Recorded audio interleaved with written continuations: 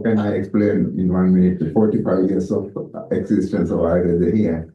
So I'm glad that I'm the first Ayurvedic doctor in the UK, arrived 1979 on a work permit, and was the head of the first residential clinic where I was responsible for living patients as a director for complementary medicine. So then I have established the Ayurvedic Medical Association nearly 40 years ago. And that was the first association with graduates of, we had about 60 graduates. I'm going very fast. And then, of course, the government, 35 years ago, government set up 3 different committees over the years to regulate the herbal medical sector. And I was giving evidence of 3 parliamentary select committees on behalf of Ayurveda. The final committee, the David Walker and David Treddick committee, the Deputy Chief Medical Officer of England. And then in that committee finally decided government to regulate Ayurveda on very strong self-regulatory model.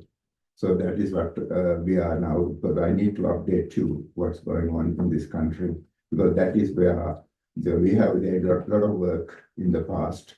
And what we need is we need to move Ayurveda from here. So what stage we are in now? So what stage we are in now in Ayurveda in legal terms? Ayurveda is a recognized profession in UK and recognized by the Department of Health. And that recognition is, I won't say that fully recognized because of the lack of Ayurvedic physicians in this country. And 30 years we fought very hard to convince the British and European governments to accept Ayurveda, particularly the medicine side of it. But they rejected point blank because it is not, as you said, it's not gone through the proper square of double-blind trials. And we argued that Ayurveda cannot be tested in that way. So we need to have a different way of looking at Ayurveda. So finally, European Union agreed what we call traditional use directive. So that is being passed 20 years ago. So therefore, I would say Ayurveda is recognized in that side of it. What that mean is any particular Ayurvedic preparation is being in use for over 30 years in outside Europe or over 50 years in Europe can be recognized as an accepted Ayurvedic medicine for particular ailments. So following that, the government decided to set up MHRA, Medicine and Healthcare Regulatory Authority here, in licensing all the herbal products, over-the-counter products. So I was involved with the MHRA, Medicine and Healthcare Regulatory Authority, as an advisor for 15 years for Ayurveda. So during my time, 15 years, we have licensed more than nearly 600 herbal products, but sadly, very few Ayurvedic products, because the India and Sri Lanka, where I come from, so there is a difficulty in applying and licensing the product over here, because it costs thousands of pounds, 100,000 to 500,000 pounds to get one product licensed over here. So therefore, medical side, what you call medicinal side, that you are partially accepted here.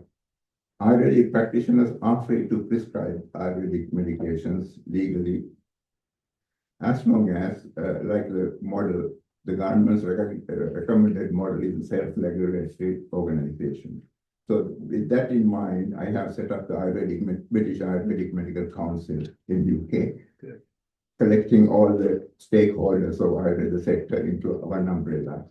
So under that umbrella also I have founded the British Ayurvedic Medical Association. So association is a regulatory body, council is the umbrella organization.